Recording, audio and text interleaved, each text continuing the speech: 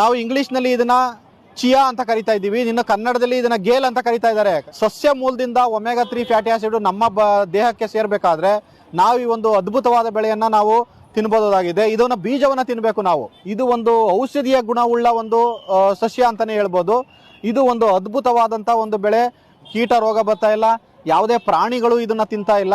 ಆದ್ರಿಂದ ಕಾಡಂಚಿನ ಜನಗಳಲ್ಲಿ ಕಾಡಂಚಿನ ರೈತರು ಜಾಸ್ತಿ ಬೆಳೀತಾ ಇದ್ದಾರೆ ಇದನ್ನ. ಪೂರ್ತಿ ಗಿಡ ಒಣಗದ ಮೇಲೆ ನಾವು ಹೇಗೆ ರಾಗಿಯನ್ನು ನಾವು ಕಟಾವು ಮಾಡ್ಕೋತೀವಿ ಆ ರೀತಿ ಕಟಾವು ಮಾಡಿ ಇದನ್ನ ಈಪ್ ಮಾಡಬೇಕು, ಅಂದ್ರೆ ಮೆದೆಯನ್ನ ಹಾಕ್ಬೇಕು. ಇದು ಇಳುವರಿ ಒಂದು ಎಕರೆಗೆ 3 ರಿಂದ 5 ಕ್ವಿಂಟಲ್ ಬರುತ್ತೆ. ಮುಂಗಾರಿನಲ್ಲಿ ಬೆಳೆದ್ರೆ ಮಳೆ ಜಾಸ್ತಿ ಆದ್ರೆ ಸರಿಯಾಗಿ ಬರಲ್ಲ.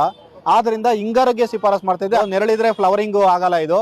ಆದ್ರಿಂದ ಬಿಸಿಲು ಒಡೆಯ ಪ್ರದೇಶದಲ್ಲಿ ಬೆಳಿಬಹುದು. ಇದು ಬೀಜ, ಇದು ಎಳ್ಳು ಬೀಜ ತರನೇ ಇರುತ್ತೆ. ಇದು ಚಿಯಾ ಬೀಜ. ಇದು ಊಟದಲ್ಲಿ ಸ್ವಲ್ಪ ಪ್ರಮಾಣದಲ್ಲಿ ತಿನ್ನೋಂಥದ್ದು ಫುಡ್ ಸಪ್ಲಿಮೆಂಟ್ ಕ್ರಾಪ್. ಇದು 15-20 ಗ್ರಾಮ್ ತಿಂದ್ರೆ ನಮ್ಮ ಆರೋಗ್ಯದಲ್ಲಿ ಸಾಕಷ್ಟು ಬದಲಾವಣೆಯನ್ನ ಕಾಣಬಹುದು. ಇದು ಮಿನಿಮಮ್ 20 ರಿಂದ 30 ಸೆಂಟಿಮೀಟರ್ ಇರಬೇಕು ಈ ತೆನೆ. ಹಂಗಿದ್ದಾಗೆ ಇಳುವರಿ ಜಾಸ್ತಿ ಬರುತ್ತೆ.